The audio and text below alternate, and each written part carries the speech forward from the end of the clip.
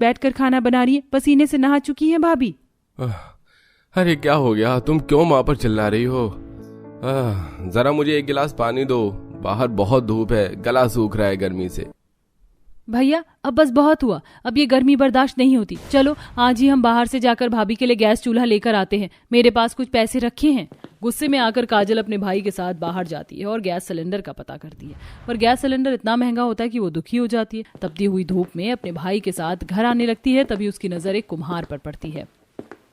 Gas चूल्हा कितना महंगा है ना भैया, इस कुम्हार का सही है, मिट्टी के बर्तन घड़े बनाकर बेचता है। मैं कितनी उम्मीद के साथ आई थी गैस चूल्हा लेने। कोई बात नहीं काजल, अब घर चलते हैं, फिर कभी चूल्हा खरीद लेंगे। उदास काजल और अशोक धूप में घर आते हैं और घर आकर जब काजल की नजर अपने एक मिट्टी के चूल्हे पर पड़ती है तो अपनी भाभी से कहती है, भाभी मैं आपके लिए गैस सिलेंडर लेने के लिए गई थी, पर वो बहुत महंगा है, इसलिए आप फिक्र मत करो, मैं 3 मुंह का चूल्हा बनाऊंगी और आपके साथ बैठकर खाना बनाऊंगी। फिर 2 घंटे में बनने वाला खाना 1 घंटे में बनकर तैयार हो जाएगा, आप बस मुझे थोड़ा सा समय दो।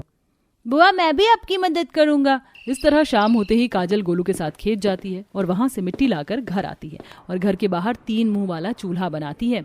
बुआ जब चूल्हा बन जाएगा तो हमें गर्मी कम लगेगी, क्योंकि खाना जल्दी बनेगा ना। हाँ गोलू, पर तुम ज्यादा देर बाहर मत बैठो, देखो कितनी गर्म हवा चल रही, तुम जाकर अंदर पंखा चलाकर बैठ जाओ, वरना कुछ देर बाद खाना बनना शुरू हो जाएगा तो पंखा भी नहीं चलेगा।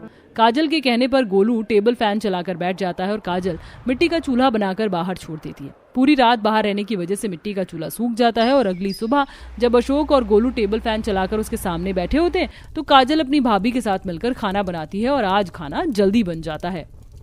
3 मुंह का मिट्टी का चूल्हा होने से कितना फायदा हुआ, गर्मी भी कम लगी और खाना भी झटपट बन गया।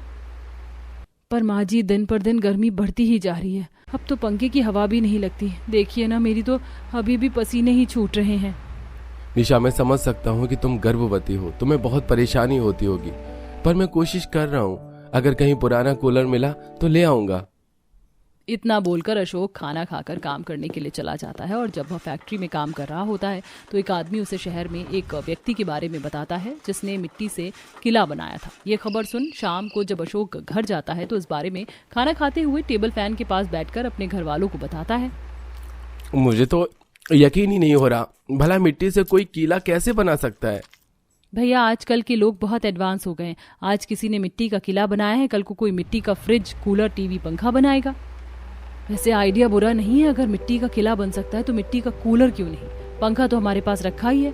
मैं क्या कहती हूँ अशोक जी, आप पंख खोल दीजिए, माँ जी और काजल आप ढेर सारी मिट्टी ले आओ, मैं खुद अपने हाथों से मिट्टी का कूलर बनाऊंगी।